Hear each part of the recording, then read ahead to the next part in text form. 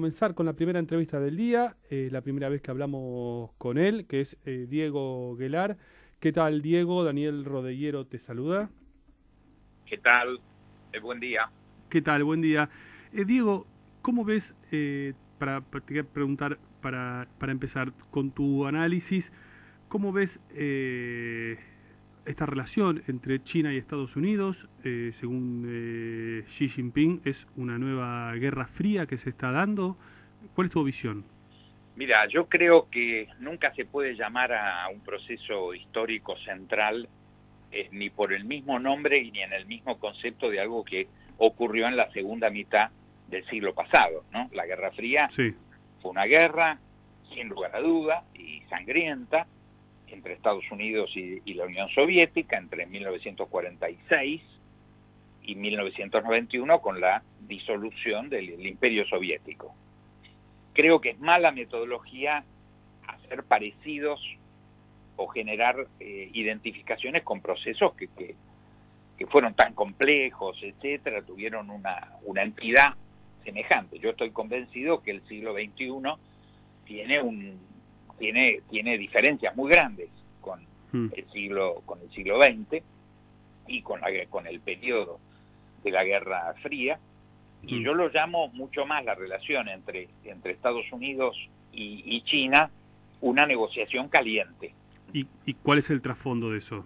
¿Cuál es el Bueno, objetivo? es que lo que vamos a ver muy claramente, y creo que a lo largo de todo el siglo, es la pirámide del poder mundial con dos ocupantes, no con uno, como parecía que iba a ser la Pax Americana, la hegemonía americana de fin del siglo pasado.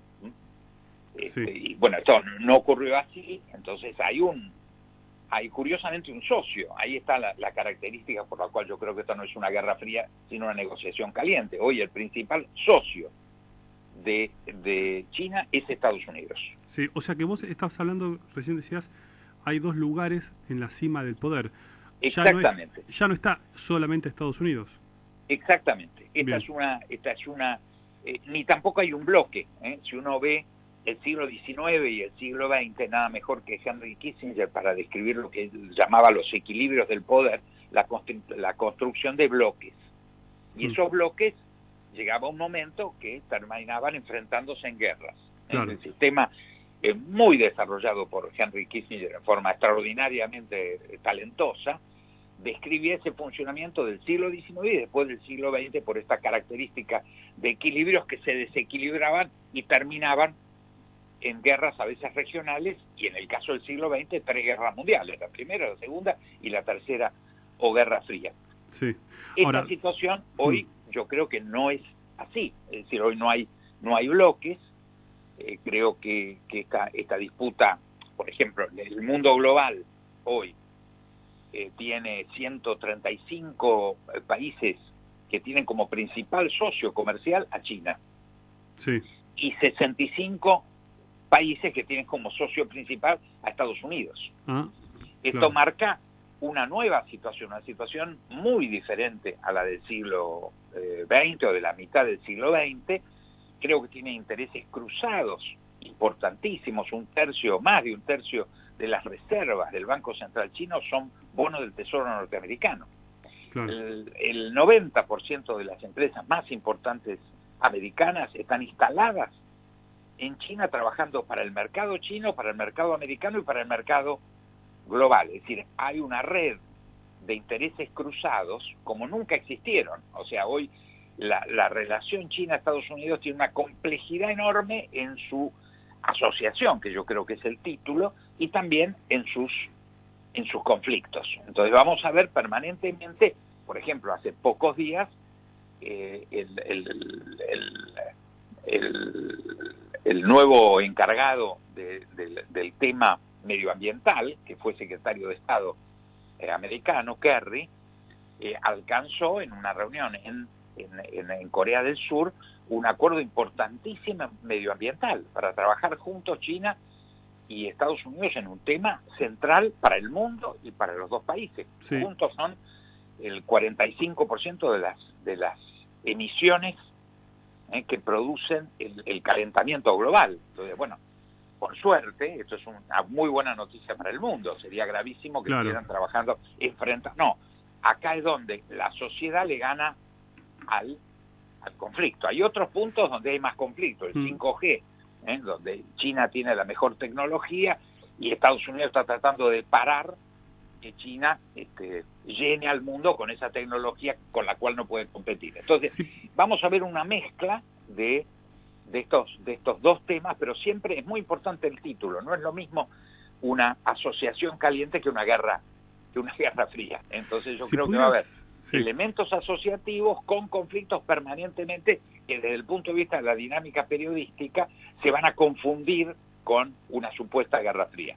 Si pudieras de alguna forma asesorar al presidente, darle tu opinión, le diría que dentro de este escenario que estás planteando, que se pare ¿dónde? No, yo creo que primero hay que sentarse, hay que pararse en Argentina, para lo interno y para lo externo. Lo interno estoy seguro que debería hacerse un programa de unidad nacional para combatir la pandemia y la crisis económica, eso sería central.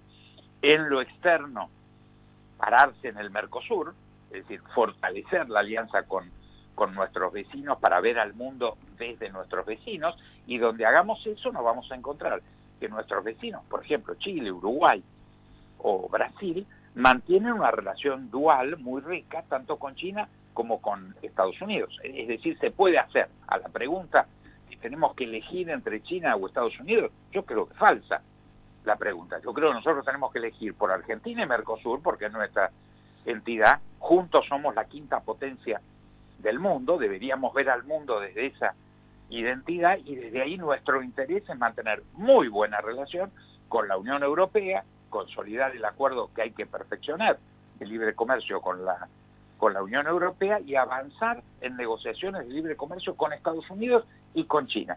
Esto es posible, no hay ninguna duda que es posible. Nosotros tenemos la tendencia del ombligo argentino a creer que no, entonces ya empieza a haber algunos que dicen que tenemos que hacer una opción ideológica o geopolítica por valores. No, a mí no me cabe la menor duda que Argentina es un país occidental con valores democráticos, que el sistema político y cultural oriental, y en particular el chino, tiene muy poco que ver con Argentina, ese no es nuestros términos de vinculación, pero hay un mundo complejo que incluye esta posibilidad de funcionar muy, yo diré, prolíficamente y rentablemente con Estados Unidos, con China y con la Unión Europea. Ahora, ¿la Argentina está en ese camino que vos estás hablando de...? No, en lo más mínimo. En todo sentido estamos mirando para cualquier lado menos para ahí. O sea, no, porque esto se basa en estos tres niveles. En el nivel interno, estamos frente a una crisis que requeriría una gran unidad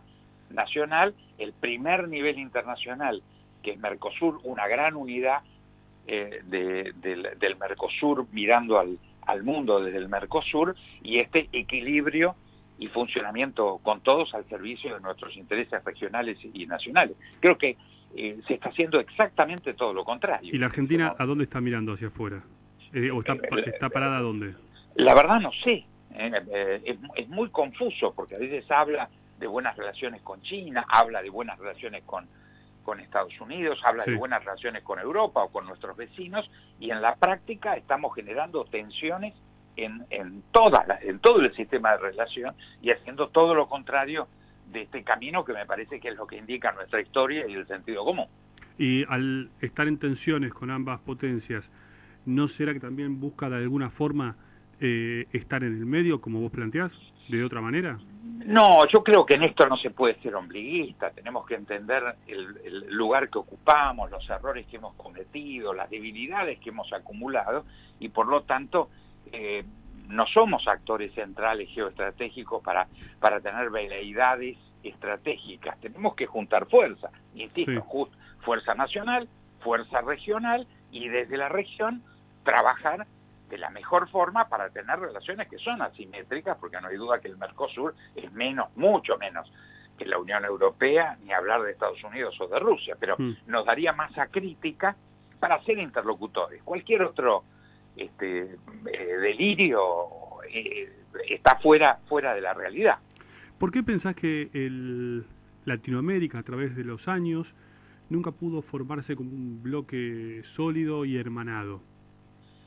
Bueno, no tuvimos, yo diría, la capacidad de, yo creo que si Bolívar y San Martín no se hubieran dividido en su encuentro histórico de Guayaquil, posiblemente hubiera habido una unión latinoamericana o sudamericana, no latinoamericana. Siempre estoy convencido que Centroamérica, México y el Caribe es otra región, aunque haya algunos países que hablan, no todos, en castellano, pero es otra región. Sudamérica tuvo además un dato central, que es que el país más importante de Sudamérica, Brasil, históricamente formaba parte como de otro mundo. Claro. Recién, recordemos que es en la década de los 80 que pudimos incorporar el principio pleno de cooperación y luego de integración con Brasil. Entonces era muy difícil totalizar una Sudamérica hispanoparlante. Fue imposible, la realidad lo demuestra, y que empezamos a trabajar el camino de la integración cuando pudimos entender el rol que tenía Brasil como eje en Sudamérica. O sea que empezamos en los 80 una nueva historia que creo que está todavía en pañales, pero hemos avanzado, sin lugar a dudas. Sí. La última, Diego, ¿cómo calificás la gestión de Felipe Solá al frente de la Cancillería? Un horror. Es la versión externa de un gobierno sin rumbo. Lo siento mucho.